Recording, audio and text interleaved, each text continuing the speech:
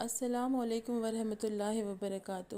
آج سے ہم پارٹ وائز سیریز شروع کر رہے ہیں جو کہ غوث الاعظم حضرت عبد القادر جیلانی رضی اللہ تعالیٰ عنہ کی سیرت کے اوپر بیسڈ ہوں گے۔ تو آج سے ہم شروع کر رہے ہیں گائز، آپ سپورٹ کریں، بہت بہت سپورٹ کی ضرورت ہے۔ تھینک یو سو مچ۔ آپ کی ولادت عزم کے ایک چھوٹے سے گاؤں نیف میں ہوئی جو گیلان شہر کے قریب ہی آباد تھا۔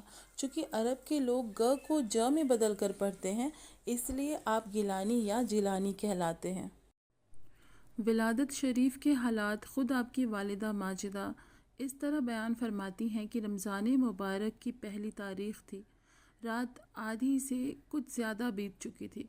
میں سو کر اٹھی اور وضو کر کے تہجد کی نماز پڑھی اور دعاؤں میں لگ گئی۔ اتنے میں آسمان سے زمین تک ایک نور دکھائی دی جس سے میرا پورا گھر چمکنے لگا۔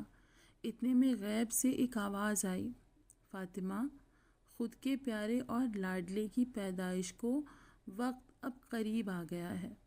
تھوڑی ہی دیر بعد درد اٹھا اور غوث پاک عبد القادر پیدا ہوئے۔ آپ نے پیدا ہوتے ہی اپنا سر زمین پر رکھا اور سبحان رب الاعلیٰ کہ میرا رب پاک ہے کہا۔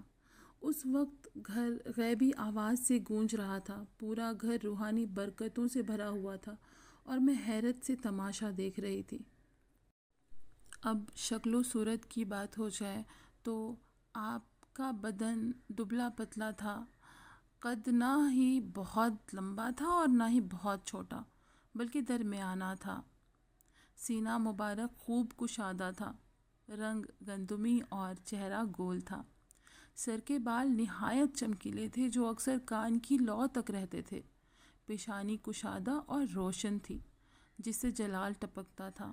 ناک پتلی اور خوبصورت تھی، آنکھوں میں چمک تھی اور لب گلاب کی پتی کی طرح نرم اور نازک تھے۔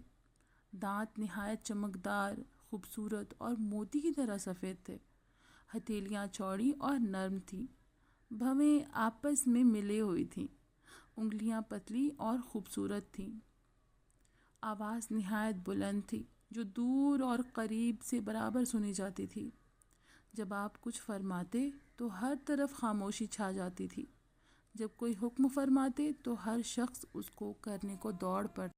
بچپن کے حالات کی بات کی جائے تو آپ کا بچپن نہایت ہی صاف ستھرا گزرا اور بچوں کی طرح روتے اور چلاتے نہ تھے۔ دودھ پینے کے دنوں میں حال یہ تھا کہ اور تمام مہینوں میں تو اچھی طرح دودھ پیتے تھے، لیکن جب رمضان شریف کا مہینہ آتا تو آپ دن میں ہرگز نہ پیتے تھے اور نہ ہی دودھ کی طرف رغبت کرتے تھے۔ پورے ماہ آپ کا یہی معمول رہتا تھا۔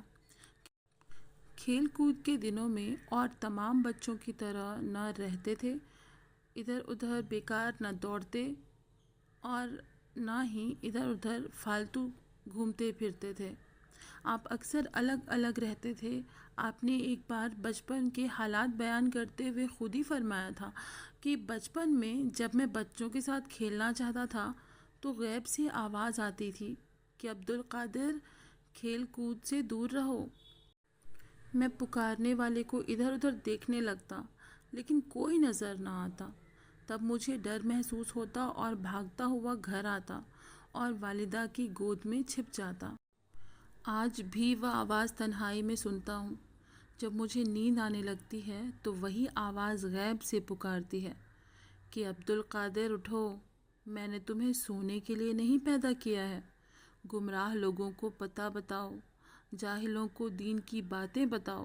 یہ نرم و نازک بچھونے تمہارے لیے نہیں ہیں۔ ان کی تعلیم اور تربیت کی بات کی جائے تو آپ کی والدہ ماجدہ نے بچپن میں بڑی اچھی تربیت دی۔ آپ 5 سال کے ہوئے تو مکتب کے مدرسے میں تعلیم حاصل کرنے کے لیے بھیجنے لگیں۔ دن میں آپ مدرسہ میں تعلیم حاصل کرتے، گھر آتے تو والدہ ماجدہ سکھاتی پڑھاتی۔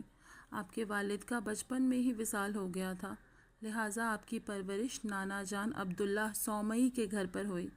جب آپ 10 سال کے ہوئے تو نانا جان بھی چھوڑ کر چل بسے۔